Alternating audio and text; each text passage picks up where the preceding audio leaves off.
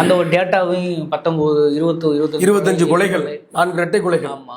அப்ப இதை அப்புறம் எப்படி 40க்கும் மேற்பட்ட பெருங்குற்றங்கள். வீதியில இறங்கி போராட வேண்டிய அவசியம் இருக்கு. இன்னைக்கு உதயநிதி அவர்கள் அறிக்கை மட்டும் கொடுத்திருக்காரு.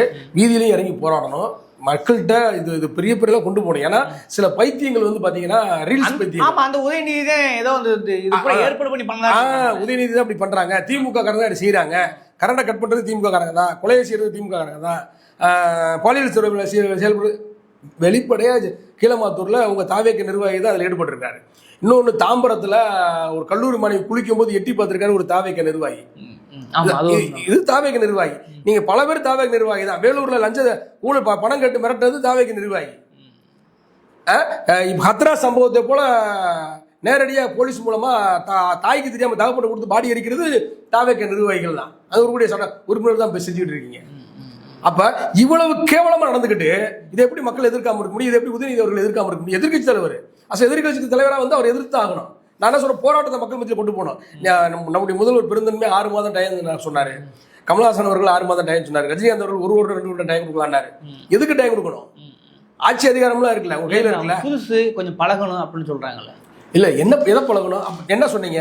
இல்ல அவங்க டிவிக்கே ஒரு எம்எல்ஏவே ஒரு அமைச்சர் மதவளத்து அமைச்சர் என்ன சொல்றாங்க, இது ஒன்றும் சினிமா கிடையாது, ஒரே நாள் ஒரே நாள்ல 10 ரூபா பாட்டில் ஒழிக்க முடியாது. உண்மை இருக்கு அதுல. அவர் சொல்றதை கவனிச்சீங்கன்னா அதுல உண்மை இருக்குங்க. 10 ரூபாய் வாங்கி தான் கரண்ட் பில் கட்டுறாங்க, வாடகை கட்டுறாங்க, அதுல உண்மை இருக்குன்றாரு. ஆனா இவங்க தலைவர் பிரச்சாரத்துக்கு முன்னாடி என்ன சொன்னார், தேர்தலுக்கு முன்னாடி என்ன சொன்னாரு, 10க்கு 10 ரூபா, 10க்கு 10 ரூபா, 10க்கு 10 ரூபான்னு பாட்டு பாடுறாரு.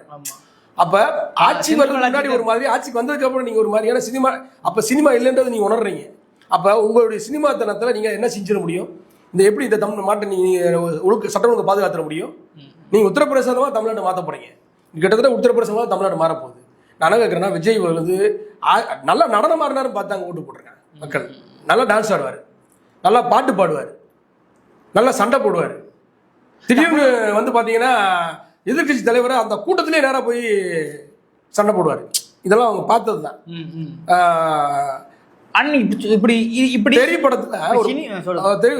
திரைப்படத்துல மாணவி பாலியல் வன்கொடுமை காலானோடனே இவர் என்ன செய்வாருன்னா, அந்த பாலியல் வன்கொடுமை ஈடுபட்டவன உடனே கொண்டு போய் பாலத்துக்கு அடியில தூக்குல தொங்க விட்டுருவார், தலைகீழ தொங்க விட்டுருவார். இப்படி இதெல்லாம் பார்த்தான ஓட்டு போட்டான். இதெல்லாம் இப்படிதான் நடக்கும் தானே ஓட்டு போட்டாங்க. ஆனா இப்படிப்பட்ட ரீல்ஸ் பைத்தியங்களுடைய நடவடிக்கைகள்ல பொய் பிரச்சாரங்களாலதான் இன்னைக்கு தமிழ்நாடு இன்னைக்கு இவ்வளவு மோசமா உத்தரப்பிரதேசம் நோக்கி போய்கிட்டு இருக்கு. உத்தரப்பிரதேச மாடல் இது வந்து உத்தரப்பிரதேச மாடலா போய்கிட்டு இருக்கு.